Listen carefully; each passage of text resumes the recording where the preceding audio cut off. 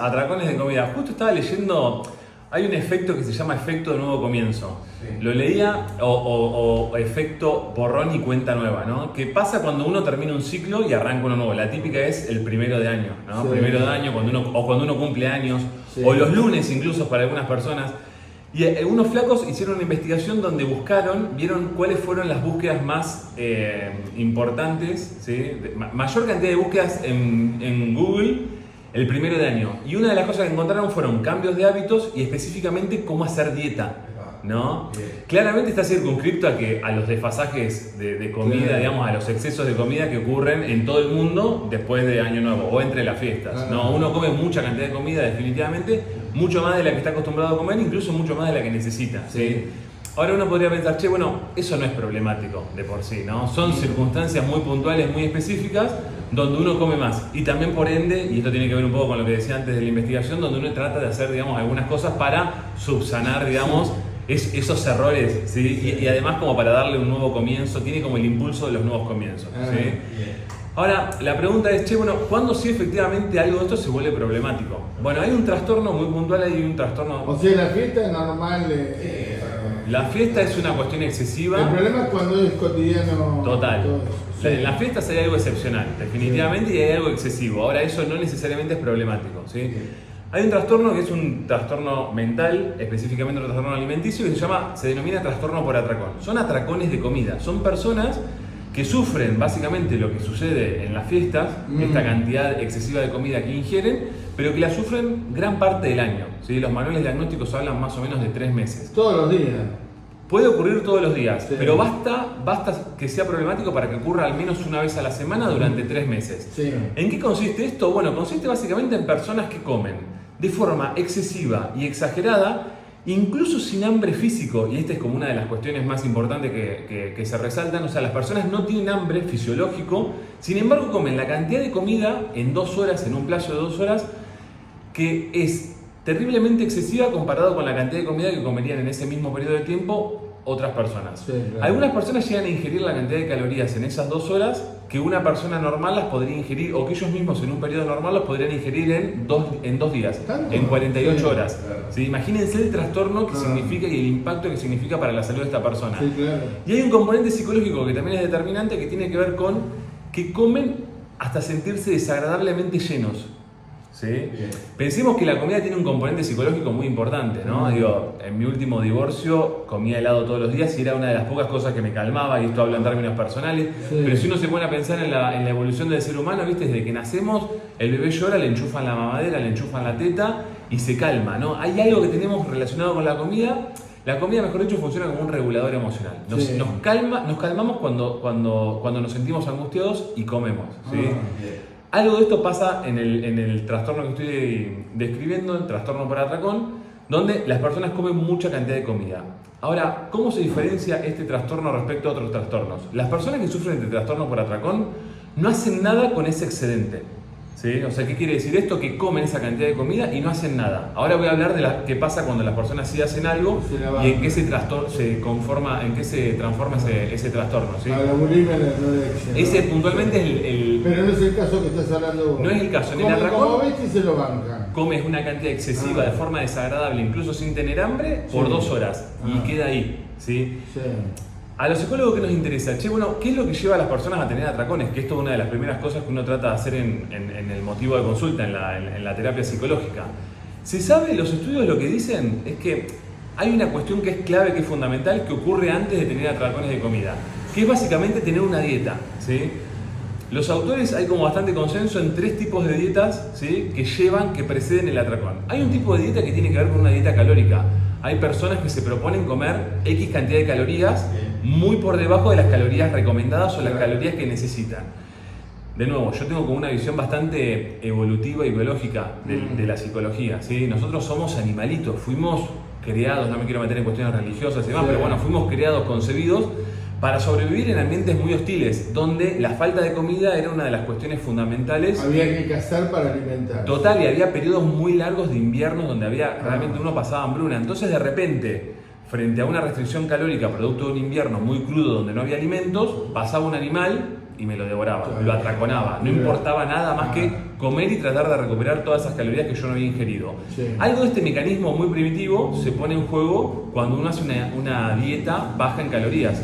Es lo que le pasa a las personas, por ejemplo, que hacen una restricción calórica por semanas y de repente se atraconan con comida. ¿Me siguen? Sí. Ese es un tipo de dieta que uno trata de identificar en la terapia con los pacientes que la llevan a cabo y que después tienen atracones para eliminarla. Porque en cuanto vos eliminás este tipo de dieta, es decir, empezás a comer las calorías mínimas necesarias, dejás de tener atracones. ¿Sí? Los atracones se viven de forma muy displacentera. Las personas la pasan terriblemente mal. Ahora, ¿son todos gordos? Por lo general sufren de obesidad o sufren de alto peso. ¿Por qué? Porque tienen una ingesta muy elevada de comida y no hacen nada para compensar esa ingesta. Lo cual igual sería problemático. No estoy diciendo que hay que hacer algo. Lo que hay que hacer es dejar de tener atracones. Me imagino que una cosa sería, hago actividad física para compensar ese atracón y otra cosa me meto los dedos para vomitar. Total. ¿No? Sí. Igual lo problemático está dado en que se come de forma exagerada, de forma displacentera, incluso sin tener hambre. Está bien. Esa es la cuestión. Se despierta, empiezo a hacer una dieta restringida en calorías. Y por ahí se te despierta esto de decir y empiezo a comer como un Posiblemente se te despierte por una cuestión biológica. Empezás a acumular hambre y eso te lleva a tener un atracón. Un atracón de factura, De lo que sea. Me Comés. imagino que después hay un bajón, porque O el bajón anímico es fatal. Total. Las personas se sienten terribles. Hace 10 días cuidándome y claro, y de golpe, sí. Imagínense la frustración. Además, las personas en los atracones suelen hacer una mezcla muy importante de comida. Mezclan comida, la comida que uno podría comer en el lapso de 2 días. Imagínense la variedad. Pueden mezclar dulce, salado, cosas que no se combinan entre sí en términos culturales. por eso no hay que hacer dieta. Sí, claro. Hablaba No hay que ser categórico, ¿no? nada en términos absolutos es sano. Hablaba de la dieta restrictiva en términos calóricos. Hay otras personas, por ejemplo, que hacen ayunos, que en vez de Está muy de moda. muy de moda el ayuno. De hecho, hay algunos beneficios para el ayuno intermitente, etcétera. Lo que sí se sabe, por ejemplo, es que el ayuno también trae algunas complicaciones y en algunas personas no le funciona. ¿Por qué? Porque, de nuevo, ¿el ayuno en qué consiste? Básicamente en comer una X cantidad de horas durante el día. Por ejemplo, hay personas que hacen un ayuno de 8 horas. Sí. Durante esas 8 horas comen comida y después pasan un periodo de tiempo prolongado, no sé, de 16 horas, las 16 horas restantes, donde no pueden ingerir alimentos. Esto activa de nuevo este mecanismo primitivo de defensa muy potente, donde en ese periodo de tiempo, cumplidas las 16 horas de ayuno, uno se termina comiendo todo y mucho más de forma muy excesiva y muy displacentera, digamos, que lo que hubiese sucedido, por ejemplo, si uno hubiese tenido una ingesta más normal. ¿Sí?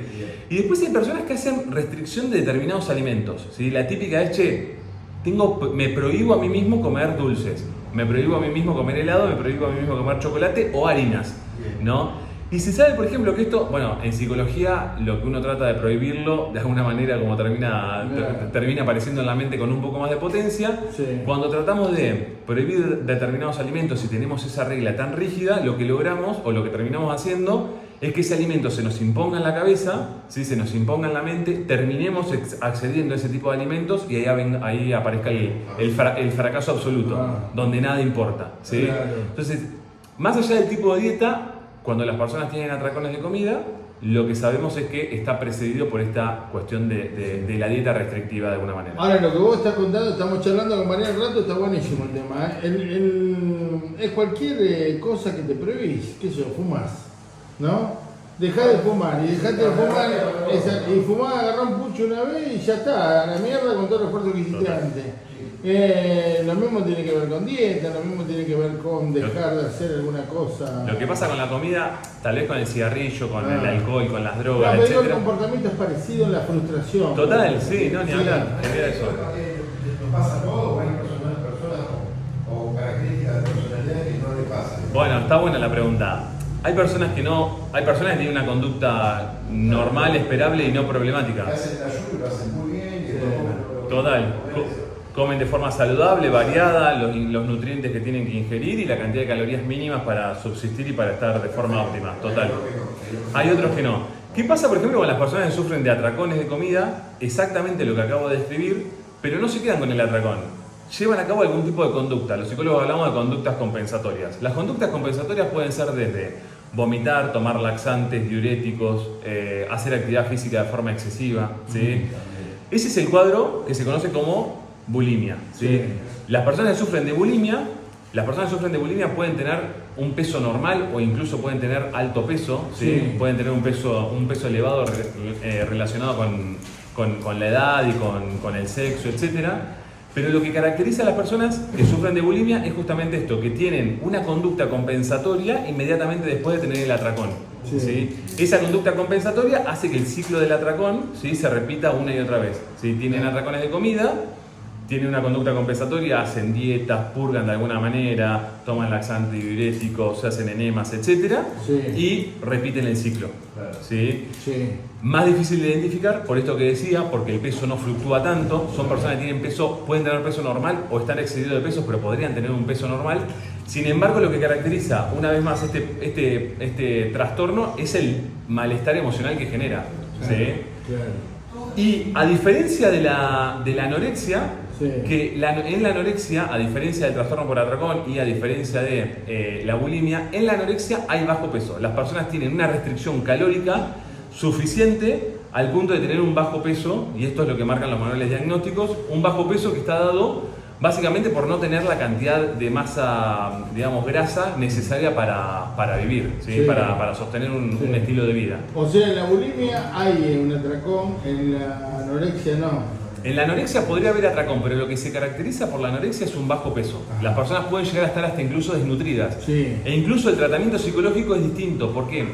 Porque claro, el riesgo que implica la anorexia, por una cuestión física cardíaca, vieron que hay casos bastante famosos, no sé, Romina Yan en su momento, la hija de Cris Morena, sí, el diseñador Jorge Ibáñez, tenía muy bajo peso, algunos suponen que sufrían de anorexia, y sufrieron de un paro cardíaco. Eso se explica por una desregulación de la bomba de sodio-potasio, mucho no sé, pero algo de esto me acuerdo del colegio, sí, que genera un paro cardíaco. Básicamente eso, el bajo peso puede generar complicaciones cardíacas, con lo cual el riesgo es muy alto y los psicólogos lo que tratamos de hacer todo el tiempo es salir de esa zona de riesgo. claro. Y el gran desafío que tenemos, que esto comparten las personas que sufren de anorexia con los problemas relacionados con consumo de sustancias, es que las personas que sufren de anorexia y que tienen bajo peso y por ende tienen mucho miedo a engordar, no quieren subir de peso, tienen falta de motivación.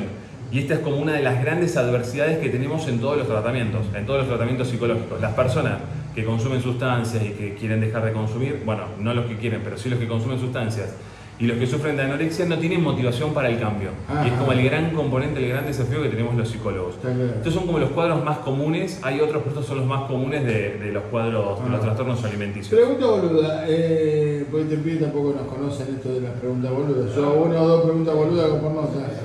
Hay un patrón de son mujeres las que les pasa, son hombres, son jóvenes, hay ahí como una... Bueno, durante mucho tiempo se creyó o hubo como mayor estudio de mujeres, ¿sí? Las mujeres tienden a hacer más consulta, sí. A las mujeres hay un componente cultural bastante importante también, a las mujeres se las medía en una vara, ¿sí? Y se las sentaba en el banquillo de los acusados, por decirlo de alguna manera, en términos físicos, y con los hombres no pasaba algo de esto, pero lo que se sabe es que los trastornos alimenticios lo pueden sufrir tantos hombres como mujeres. Sí. Hay algo que es re curioso, que uno dice, che, bueno, ok, esto tiene que ver con las redes sociales, con la exposición del cuerpo, con el ideal de belleza de la edad actual, ¿no? Del momento actual que estamos viviendo, donde para ser aceptados hay que ser flacos, lindos y tener un cuerpo, bueno, desnutrido básicamente. Y si bien algo de eso es cierto, ¿no? Las redes sociales influyen, el ideal de belleza que tenemos en términos sociales influye, hay otra cuestión que va más allá de esto y se registra, por ejemplo, en la Edad Media lo que se conoce como las santas ayunadoras, que eran personas devotas, mujeres muy religiosas, pero que sin embargo ahí se empezó a estudiar que había como un antecedente de lo que hoy se conoce como la anorexia, con lo cual hay un componente que definitivamente es cultural, pero hay algo que pareciera que tiene que ver un poco con la psicología de los seres humanos y que se remonta a otros periodos de la historia de la humanidad, ¿sí? Sí. Un dato interesante, porque a veces pensamos, che, bueno, tiene que ver solamente con las redes, tiene que ver solamente con el patrón de belleza. Tiene que ver con las revistas, tiene que ver con las modelos, ¿no? Sí, pero no solamente. Sí, total.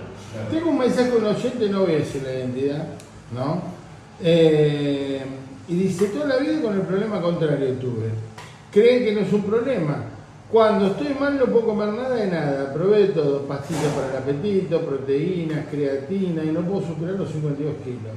Hace más de 20 años soy vegetariana y eso complica más aún hacer una dieta completa. Solo puedo llevar una vida saludable lo pongo entre comillas, cuando fumo marihuana. Pero cuando no tengo, vuelve la pérdida de peso, el desgano y no quiero hacerme adicta. Ok. Pienso varias cosas en relación a esto. Digo, muchas gracias por mandarme este mensaje. Sí, re interesante. Sí. Ahora revelamos su identidad. No. Juicio de secreto profesional. Sí. Por mala praxis. Che, me hace pensar en varias cosas. Si tiene dificultades para subir de peso, pienso cuánto del estrés, la ansiedad o cuestiones emocionales interfieren. Vieron que cuando uno está estresado, de nuevo, nosotros somos animalitos. Cuando estamos estresados nos adelantamos para hacerle frente a circunstancias adversas. Nos adelantamos para evitar el peligro, ¿sí? Históricamente los seres humanos fuimos atacados, los seres humanos y los mamíferos fuimos atacados en situaciones muy puntuales, ¿sí? Éramos atacados básicamente cuando dormíamos, cuando tratábamos de procrear y cuando comíamos, porque era un momento de vulnerabilidad donde el ser humano más primitivo y los mamíferos se focalizaban en otra cosa distinta de la posible amenaza. Con lo cual se inhibe la cuestión gástrica, se inhibe el proceso digestivo normal y esperable. Por eso cuando estamos estresados tenemos piedras en el estómago y tomamos un mate y nos cae como una roca dura, ¿sí? Lo primero que pienso en relación al testimonio de la mujer es, che, ¿qué nivel de estrés tiene? Y cuánto de ese estrés, de ese malestar emocional interfiere en el proceso digestivo saludable. Algo de eso me hace ruido en relación, o algo de esto me invita a pensar en relación a el consumo de marihuana. Puedo suponer que consume marihuana para relajarse. Claro. ¿Sí? No sé de qué manera la consume y demás, pero... Fuma. Sí, fuma, digo, sí. Sí, también te relaja, en principio, ¿sí? Con lo cual podría estar favorecido en ese punto, ¿sí? O sea, te estimula el apetito y por otra parte te saca de la cabeza. Sí. Con lo cual pienso eso, che, bueno, si uno tiene dificultades para subir de peso, lo cual es por lo que está contando le genera eso mucho malestar, y bueno, trataría de pensar en cuáles son las variables que interfieren en tener un estrés elevado, con un cortisol elevado, y que eso interfiere también en el proceso digestivo saludable, en que no tengas apetito. ¿Sí? Trataría como de pensar en algo de eso. Pero bueno, sí, definitivamente, los trastornos alimenticios son muy variados y los trastornos relacionados con la comida también. Sí. ¿Sí? ¿Qué hay que mirar? Porque yo supongo, bueno, a ver, vivís solo. Te pegó un atracón, vivís solo, te pegó solo. O sea, nadie. Ahora, si vivís con gente, supongo que es muy visible el atracón, ¿no? A ver, si tenés condiciones clínicas, te haces análisis de sangre y tenés una conducta más o menos esperada y eso no te genera malestar, no habría problema. Digo, podés tener un atracón. Bueno, todos tenemos atracones, entre comillas, en las fiestas o en un cumpleaños y eso no es problemático. Con lo cual... Pero vos ves un familiar, tenés, no sé, un familiar que viene con vos, que ves que cada determinado periodo de tiempo tiene este tipo de comportamiento. Que evidentemente no son muy normales, ¿no? Come lo que comería en 2 días, es un atracón fuerte. Bueno. ¿Qué hacemos con eso? Consulta psicológica. Problemas psicológicos, consulta psicológica, sí. ¿Cómo darnos cuenta, por ejemplo, de que una persona, un familiar, un ser querido, pasa mucho con los adolescentes? Un hijo, sí. ¿No? Digo, che, bueno, claro. Además, la adolescencia tiene todo el desafío de lo que implican los cambios hormonales, las fluctuaciones de peso, que de repente, viste, tenés de 13 a 14, pasás a tener 5 talles más de zapatillas y una espalda gigante. Las chicas empiezan a desarrollar, los hombres también. Eso va como acompañado de aumentos o de fluctuaciones en lo que implica el componente grasa del corporal, etc. ¿La adolescencia es un duelo eterno o mientras dura la adolescencia? ¿Dolando al pibito que ya no sos? Bueno, es un proceso de cambio. Esto que decís vos, bueno, la espalda grande, las chicas empiezan a desarrollar, ya no son el nenito, la nenita, empiezan a tener otras funciones, ¿no? Total, sí. Depende cómo le pegue a uno, ¿no? Total, sí, un proceso de cambio definitivamente que depende de la percepción que vos tengas, te puede pegar más o menos bien, más o menos mal, pero si es una bisagra en la vida donde cambian un montón de cosas, entre ellas el peso. Por eso el desafío también para los padres es gigante, porque claro, hay algo de las fluctuaciones del peso que son esperables en la adolescencia, sin embargo sería uno de los condimentos, uno de los criterios para decir, che, prestemos atención. ¿Cuándo deberíamos prestar atención? ¿Qué te dice Mariano? Uno cuando come mucho, cuando está tapando cosas, ¿no? Bueno, lo que es... La oralidad con comida. Sí. Total. Eso es muy de psicólogo, ¿no? Total, está muy relacionado comida con emociones, ¿sí? Nos sentimos tristes y comemos, las personas están muy pasadas, comen o no comen, ¿no? Se pasan de un lado para el otro, ¿sí? Pero bueno, fluctuaciones en el peso de forma drásticas que no se explican por la mera evolución del ser humano, por la mera evolución de la etapa evolutiva, es un condimento que podría llamarnos la atención. Empezar como a obsesionarse con el tema de el recuento calórico, empezar a seguir en Instagram, en Facebook, en todas las redes sociales, nutricionistas que te asesoran, o empezar a tener un manejo social raro con respecto a la comida. La típica es que las personas empiezan con trastornos alimenticios y dejan de ir a eventos donde hay comida de por medio, ¿sí? O tienen una conducta muy particular dentro de la casa, empiezan a comer en su cuarto, en su dormitorio, o se levantan muy rápido después de la comida, o empiezan a comer de forma muy lenta y empiezan a tener hábitos poco comunes, como cortar la comida de forma muy pequeña y comer en muy baja dosis, ¿sí? O empiezan a tomar diuréticos, laxantes, no se hacen enemas, digo. Las personas que sufren de trastornos alimenticios tienen, sobre todo las personas que sufren de bulimia, tienen creencias muy disfuncionales con respecto a todas estas cuestiones, que son terriblemente problemáticas para la salud y que no solucionan la cuestión de fondo. Las personas se vuelven adictas a los diuréticos, ¿sí? Esto trae complicaciones gigantescas en términos clínicos y creen que eliminan las calorías, y ese es el punto más interesante, que las calorías no se terminan eliminando, ni siquiera con el vómito. Hay como un resabio ahí que queda y que complica las cosas.